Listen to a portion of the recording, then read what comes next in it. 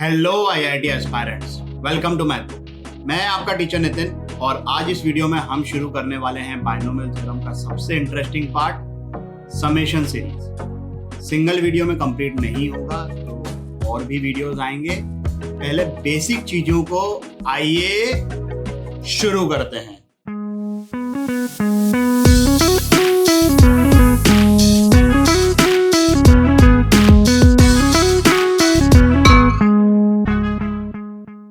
Summation series, कुछ चीजों को आपको याद रखना है। एक तो पहले ये लिख लिया है मैंने कि एनसीआर को अपन अब सिर्फ सीआर लिखेंगे, है ना। ये एन अंडरस्टूड है कि सिर्फ सीआर लिखा हुआ है, मतलब यहाँ पर ये हवे में एन लिखा हुआ है। ये जो एक्सपेंशन है ये बिल्कुल एकदम बढ़िया तरीके से रट लो। इनफैक्ट ये रटा जाएगा, बहुत बार यूज करने वाले हैं। है बाइनोमियल एक्सपेंशन ही, बस इसमें जो ये फर्स्ट चीज है वो 1 हो गई और इधर ये x है। So it's a very simple binomial expansion. याद हो गया। अब इसी एक्सपेंशन पे बेस्ड इन सिंपल क्वेश्चंस को सॉल्व करिए 10 मिनट के लिए वीडियो को पॉज करके। क्या आंसर्स आ रहे हैं भाई? पहले वाले का 2⁻n, पीएनसी में मैंने बोला था कि हम इसको प्रूव करेंगे। सेकंड वाले का आंसर 0, थर्ड वाले का आंसर 2⁻n-1। जिन लोगों का तीनों का आंसर आ गया है सॉल्यूशन को स्किप कर दीजिए। पहला पार्ट, यहां पर ये जो एक्सपेंशन है, यहां पर आप ध्यान से देखिए कि अगर मैंने x को 1 सब्सटीट्यूट किया तो ये पहला पार्ट बन जाएगा।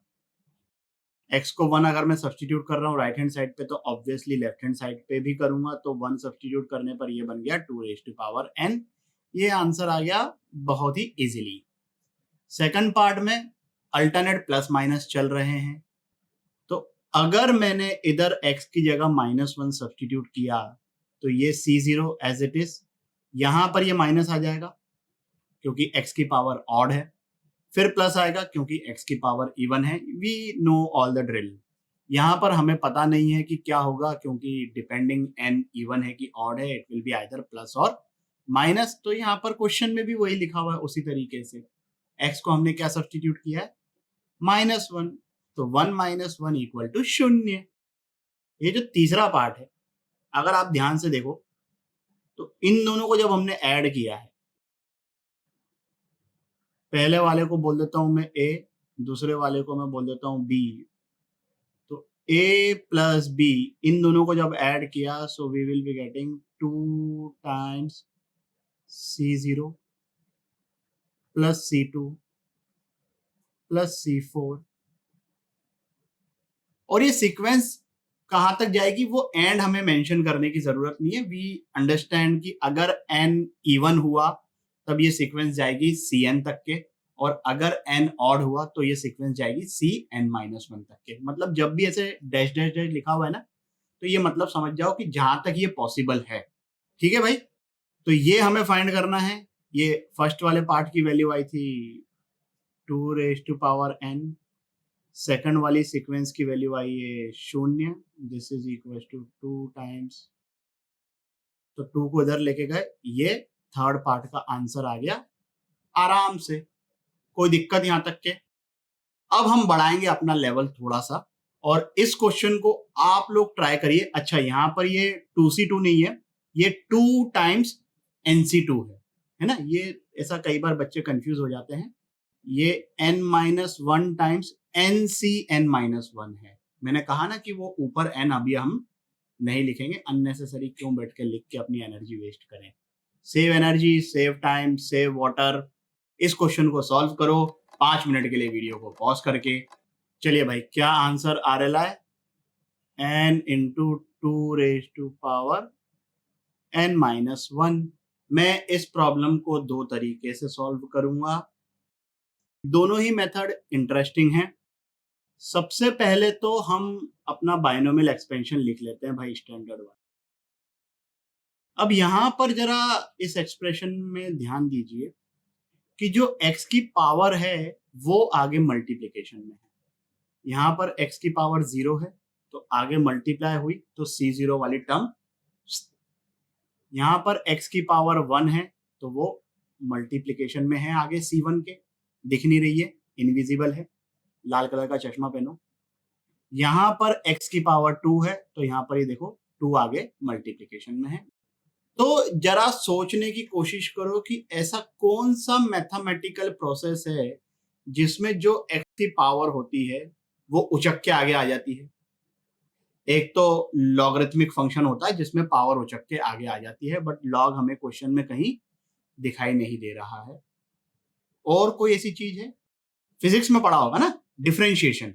Differentiation of x raise to power n with respect to x is, तो ये आगे उचक के आ गया n, जो x की पावर थी यहाँ पर, वही चीज हम यहाँ पर यूज करेंगे। दोनों तरफ डिफरेंशिएट कर देते हैं विथ रिस्पेक्ट टू x, ये हो जाएगा हमारा मेथड नंबर 1। तो लेफ्ट हैंड साइड इसका डिफरेंशिएशन हो गया n into 1 plus x raise to power n minus 1। Right hand side पे c0 इज कांस्टेंट तो उसका डिफरेंशिएशन हो गया 0, c1 x का डिफरेंशिएशन हो गया c1। ये जितने भी बाइनोमियल कोएफिशिएंट्स है ना, ये सब n पे डिपेंडेंट है, but with respect to x they are constant, so you don't have to worry about them. ये c2 एज इट इज रहेगा, ये x स्क्वायर का differentiation that will be 2x। वैसे ही इसके बाद आएगा 3 times c3 into x square and गाड़ी चलते जाएगी। अब जो हमसे पूछा गया है इसको और इसको मैचिंग मैचिंग करो, तो x को क्या सब्स्टिट्यूट करने पर ये वाला एक्सप्रेशन इसकी तरह बन जाएगा, x इक्वल टू 1। तो जैसे ही मैंने x इक्वल टू 1 सब्स्टिट्यूट किया, ये हमारा आंसर आ गया बहुत ही इजीली। दूसरा तरीका बताता हूं मैं आपको। हमने जब एनसीआर की प्रॉपर्टीज लिखी थी, उसमें जो प्रॉपर्टी नंबर 3 थी, मैंने कहा था कि वो बाइनोमियल थ्योरम में ज्यादा यूजफुल है कंपेयर टू पी एंड सी। क्या थी भाई वो प्रॉपर्टी, अगर आपको याद हो तो? NCr is equal to n by r into n minus 1 C r minus 1। अब जो क्वेश्चन में हमसे पूछा गया है ना, ये एक्सप्रेशन, इसकी जनरल टर्म लिखेंगे। General term is very much important, हमें आने चाहिए जनरल टर्म लिखते। So we are asked summation of r times nCr, या सिर्फ सीआर लिख लूं, और आर की वैल्यू स्टार्ट हो रही है 1 से लेकर n तक के। अभी जो ऊपर वाला रिलेशन है उसमें अगर मैं r को इस साइड लेके जाऊं, तो r into C r is equal to n times n minus 1 C r minus 1। अब ये यहाँ पर n माइनस 1 लिखने का है अपने को, है ना भाई, वो सिर्फ n के लिए रिलैक्सेशन है कि आप एनसीआर में सिर्फ उसको सीआर लिख सकते हो, n को छोड़कर कुछ भी हो वो लिखना पड़ेगा, नहीं तो फिर कंफ्यूजन हो जाएगा यार। समझ रहे हो ना भावनाओं को? अभी जो n है ये r के रिस्पेक्ट में कांस्टेंट है, तो इसको हमने निकाल दिया डब्बे से बाहर, मतलब समेशन से बाहर, और r की वैल्यू 1 से शुरू करी सब्स्टिट्यूट करना, तो ये बन जाएगा n माइनस 1 c0, फिर आएगा n माइनस 1 c1, और ये गाड़ी चलते जाएगी n minus 1 c n minus 1 तक के। हमने अभी प्रूव किया था nc0 plus nc1 up to ncn, इसकी value 2 raise to power n होती है। तो n minus 1 c0 plus n minus 1 c1 up to n minus 1 c n minus 1, इसकी वैल्यू क्या होगी? 2 raise to power n minus 1। Correlate कर पा रहे हो ना? तो n बाहर है, बाकी एक्सप्रेशन की वैल्यू आ गई 2 raise to power n minus 1। ये हो गया हमारा आंसर। ये दोनों मेथड आप समझ के रखिए, दोनों ही इंटरेस्टिंग है। डिफरेंशिएशन थोड़ा सा टेक्निकल ज्यादा लगता है, ये वाला कन्वीनियंट ज्यादा है। दोनों की अपनी यूटिलिटीज है। स्टाइल मारनी है तो डिफरेंशिएशन यूज करो, बट इसकी भी लिमिटेशंस है, धीरे धीरे समझ में आएगा। जनरलाइज भी करेंगे चीजों को, समझाऊंगा कि कैसे चीजों को जल्दी सॉल्व करना है। हम हर वक्त ये लंबे चौड़े मेथड यूज नहीं करेंगे, बट हमें बेसिक्स पता होने चाहिए, ताकि कोई नई चीज आ जाए जो हम सोच नहीं पा रहे हैं या थोड़ा सा कॉम्प्लिकेटेड लगे, तो हमारे बेसिक्स स्ट्रांग होंगे तो हम नई चीजों को सोच पाएंगे। इस क्वेश्चन को सॉल्व करिए आप लोग 5 मिनट के लिए वीडियो को पॉज करके। क्या आंसर आ रहा है भाई इसका? n+2 × 2 n-1। जिन लोगों का ये आंसर आ गया सॉल्यूशन को स्किप कर दीजिए। हम इसको सॉल्व करते हैं एक बार डिफरेंशिएशन से और एक बार जनरल एक्सप्रेशन से। ठीक है, आप खुद कंपेयर कर लेना कि कौन सा ज्यादा बेटर है। एक फैंसी है डिफरेंशिएशन वाला।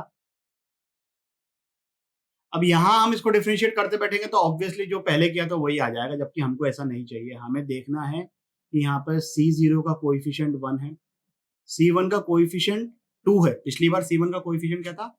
1। C2 का कोएफिशिएंट 3, पिछली बार 2 था। तो जो चीज पिछली बार थी उससे ये एक ज्यादा है। पिछली बार C0 का कोएफिशिएंट 0 था, अब 1 है। तो यहां पर अगर हम डिफरेंशिएट कर देंगे तो ये उचक के आगे आ जाएगा। हमें क्या चाहिए?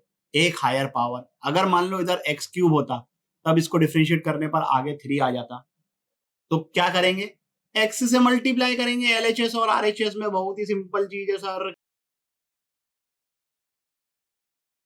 अब इसको डिफरेंशिएट किया, लेफ्ट हैंड साइड पे प्रोडक्ट रूल लगेगा। First function into differentiation of second function plus second function into differentiation of first function. तो फर्स्ट फंक्शन हम x को मान लेते हैं, सेकंड फंक्शन का डिफरेंशिएशन मतलब n into 1 plus x⁻n-1 plus second function into differentiation of first function, differentiation of x will be 1। Right hand side पे इसका डिफरेंशिएशन बन गया C0 plus 2C1x plus 3 times C2x² and so on. x equal to 1 substitute कर दो, यहां पर ये जो एक्सप्रेशन है वो इसकी तरह बन जाएगा। आखिरी में समझ रहे हो ना, n+1 आएगा कोएफिशिएंट, क्योंकि Cn x⁻n होता है। हमने यहाँ पर x से मल्टीप्लाई कर दिया है तो वो Cn x⁻n+1 हो जाएगा। जब उसको डिफरेंशिएट किया तो n+1 उचक के आगे आ जाएगा। x को 1 सब्सटीट्यूट किया तो ये तो बन गया 1, ये बन जाएगा n into 2n-1 plus 2n। 2n-1 इसमें से कॉमन निकाला तो यहाँ पे बच जाएगा 2, ये लिखा हुआ है n+2। बात समझ में आ गई ना? और राइट हैंड साइड पे आप समझ गए कि ये सेम ऐसा एक्सप्रेशन बन रहा है। ये एक तरीका हो गया।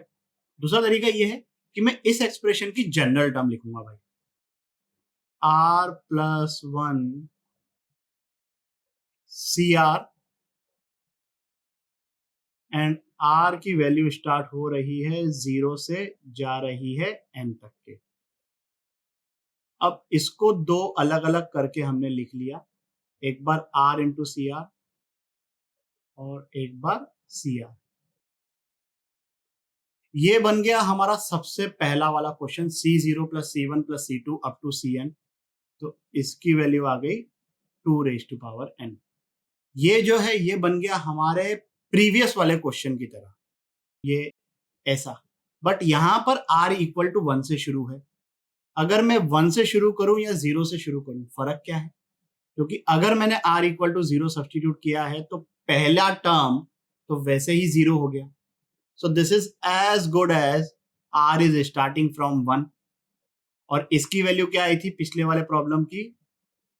n into 2n-1।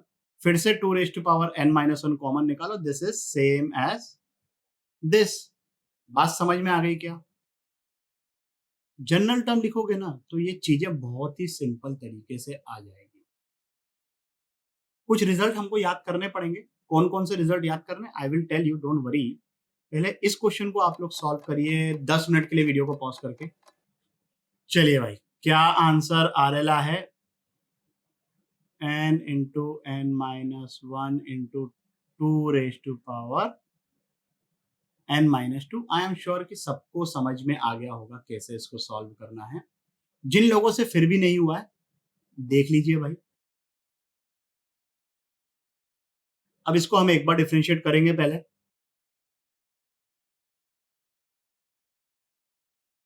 अब आप ऑब्जर्व कर सकते हो कि अगर मैं इसको फिर से डिफरेंशिएट करूं और x को 1 सब्स्टिट्यूट करूं तो इस एक्सप्रेशन की शक्ल ये हमारी रिक्वायरमेंट से मैच कर जाएगी। फिर से डिफरेंशिएट करूंगा तो यहाँ पर x की पावर क्या है, ये तो हट जाएगा c1, अब तो ये कांस्टेंट हो गया। x की पावर क्या है 1, ये 1 उचक के आगे आ गया तो 2 इंटू 1 हो गया। यहाँ पर ये 2 उचक के आगे आ जाएगा तो 3 इंटू 2 हो जाएगा। वैसे ही हमारी रिक्वायरमेंट है। तो लेफ्ट हैंड साइड पे जब हम इसको डिफरेंशिएट करेंगे तो n तो कांस्टेंट रहेगा, ये n-1 उचक के आगे आ गया और यहाँ पर ये आ जाएगा 1 plus x raise to power n-2। अब x को 1 सब्स्टिट्यूट कर दो, जो हमारी रिक्वायरमेंट है वो फुलफिल हो गई, ये आ जाएगा आंसर बहुत ही इजीली। समझ में आई क्या चीजें? अब इनको आप रिजल्ट्स कहो या फॉर्मूले कहो, जो आपकी मर्जी हो वो बोलो, याद रखोगे तो बिल्कुल फायदे में रहोगे। अभी हम प्रूव करेंगे इस चीज को। r इक्वल टू 0 पर तो ये एक्सप्रेशन वैसे भी 0 बन रहा है, सो वेदर इट इज 0 और 1 इट डजंट मैटर। ये हो गया हमारा ये पहला वाला प्रॉब्लम, और ये जो है ये हमारा प्रीवियस वाला प्रॉब्लम हो गया। यहाँ पर r 0 हो, 1 हो, 2 हो, कोई फर्क नहीं पड़ता है। फ्लो में आके 3 मत लिख देना भाई, वहां पर फर्क पड़ना शुरू हो जाएगा, क्योंकि r इक्वल टू 0 पर ये 0 बन रहा है, r इक्वल टू 1 पर ये 0 बन रहा है। तो basically for r equal to 0 and 1 the value of the expression is 0। इसलिए एक्स्ट्रा भी लिख दे तो कोई फर्क नहीं पड़ता है। ये आप याद रखो, ये आप याद रखो, बहुत फायदा होने वाला है। कैसे होने वाला है, इस क्वेश्चन को सॉल्व करिए 10 मिनट के लिए वीडियो को पॉज करके। चलिए भाई, क्या आंसर आ रहा है? पहले वाले का है n into n plus 1 into 2 raise to power n-2। दूसरे वाले का है n plus 1 into 2 raise to power n। जिन लोगों का ये आंसर आ गया है, चाहो तो सॉल्यूशन स्किप कर सकते हो, but I won't be using differentiation because that is unnecessary lengthy method. Fancy style मारने में अच्छा लगता है बट लेंदी मेथड है। अब ये जो पहला वाला पार्ट है इसको मैं जनरल फॉर्म में लिखूं, so basically I am looking for the value of this expression. हमें क्या पता है? हमें ये दोनों चीजें पता है। यहां पर r इंटू आर माइनस 1 है, यहां पर r स्क्वायर है। मैं r स्क्वायर को r इंटू आर लिख सकता हूं, बिल्कुल लिख सकता हूं। और ये जो सेकंड वाला r है इसको मैं r माइनस 1 प्लस 1 करके लिख सकता हूं। So basically this thing becomes r into r minus 1 plus r। Clear till here? ये चीज अब मैं यहां पर इधर आर स्क्वायर को इससे रिप्लेस कर दूंगा, तो बेसिकली दिस विल बिकम, चीजों को सेपरेट आउट किया।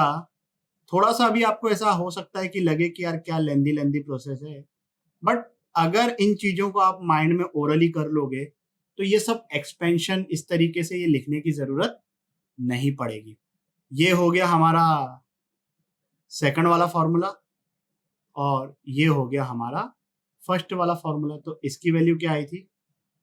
n into n minus 1 2 raise to power n-2, और इसकी वैल्यू n into 2 raise to power n-1। Common क्या निकल रहा है इनमें से? n into 2 raise to power n-2, यहाँ पर बच गया n-1, यहाँ पर बच गया 2, तो ये बन जाएगा n+1, n into n+1 into 2 raise to power n-2। ये आ गया हमारा आंसर। ये जो एक्सपेंशन है अगर आप डिफरेंशिएशन से करने जाओगे तो आपको 1 प्लस एक्स स्क्वायर का एक्सपेंशन लिखना पड़ेगा। आप ट्राई करके देख लीजिए अगर आपकी इच्छा हो तो। मैं तो इसी तरीके से करूंगा भाई। जनरल टर्म अगर मैं इसकी लिखूं, so this will be this, and r is starting from 0 से लेकर एन तक के। आर इक्वल टू 0 पर ये जो कोइफिशिएंट है वो 1 बन गया, आर इक्वल टू 1 पे कोइफिशिएंट जो है वो 3 बन गया। चीजों को फिर से सेपरेट आउट किया। ये आर इक्वल टू 0 से लेकर एन तक के, ये बार बार लिखने की जरूरत नहीं है, ये समझते हैं आप। अंदर क्या बचेगा, summation of r C r. हमें पता है कि summation of r C r, r starting from 0 और 1, that is equal to n into 2 raised to power n minus 1 and summation of CR, C0 plus C1 plus C2 up to Cn, this will be 2 raised to power n. So 2 into this will become 2 raised to power n, 2 raised to power n common निकाला, अंदर बच जाएगा n plus 1 into 2 raised to power n. आप एक बार इस problem को differentiation से भी सॉल्व करके देखो, पता चल जाएगा, कंपेयर कर पाओगे कि this method is so better than the differentiation. As I already said कि डिफरेंशिएशन बोलने में अच्छा लगता है, अच्छा स्टाइल मार रहे हैं, बट वो ठीक है, स्टाइल मारने तक के आप वो मेथड को प्रिपेयर करके रखो, but this is any time quicker. चलिए फिर आगे बढ़ते हैं अगले प्रॉब्लम की तरफ। ये थोड़ा सा डिफरेंट है compare to all the question we have done till now. तो इस क्वेश्चन को आप लोग ट्राई करिए 10 मिनट के लिए वीडियो को पॉज करके। क्या आंसर आ रहा है भाई इसका? इसको मैं दो तरीके से सॉल्व करूंगा। पहला मेथड, खैर जिन लोगों का ये आंसर आ गया है चाहो तो सॉल्यूशन को स्किप कर सकते हो अगर दोनों मेथड पता हो तो, जिनकी मैं बात करने वाला हूं। पहला मेथड इंटीग्रेशन। कैसे क्लिक करेगा integration? X raise to power n का इंटीग्रेशन क्या होता है? X raise to power n plus 1 divided by n plus 1 plus constant of integration. Don't forget that constant of integration. तो पहले हम इंटीग्रेशन से इसको सॉल्व करते हैं। अब जब मैंने LHS और RHS को इंटीग्रेट किया प्लस कांस्टेंट ऑफ इंटीग्रेशन, ये C, ये अपना NCR वाला C नहीं है, ये C कांस्टेंट ऑफ इंटीग्रेशन वाला C है। अब यहां पर भी कांस्टेंट ऑफ इंटीग्रेशन आएगा, बट हमने एक साइड लिख दिया ना, तो बेसिकली वो आपस में सब्ट्रैक्ट होकर वो एक ही इफेक्टिवली बन गया। समझ गया ना बात को? यहाँ पर मैं C1 लिखूं, मतलब C, और यहाँ पर C डैश लिखूं, फिर C डैश को इधर ट्रांसफर करूं तो C माइनस C डैश, वो उसको आप D ले लो, बात तो एक ही हो गई ना। ये तो कांस्टेंट ऑफ इंटीग्रेशन, वैल्यू तो आएगी कुछ ना कुछ, वो क्या आएगी निकालते हैं। यहाँ पर अगर हमने x को 1 सब्सटीट्यूट कर दिया, तब तो ये जो राइट हैंड साइड पे एक्सप्रेशन लिखा हुआ है उसकी शक्ल इसके जैसी हो जाएगी। ये जो कांस्टेंट ऑफ इंटीग्रेशन है, इसकी वैल्यू निकालने के लिए हमें क्या करना है? हमें सब्सटीट्यूट करना है x इक्वल टू 0। तो x इक्वल टू 0 सब्सटीट्यूट किया तो ये क्या बन जाएगा? 1 by n plus 1 plus c, और राइट हैंड साइड पे जितनी भी चीजें लिखी हुई है वो सब हो जाएगी 0।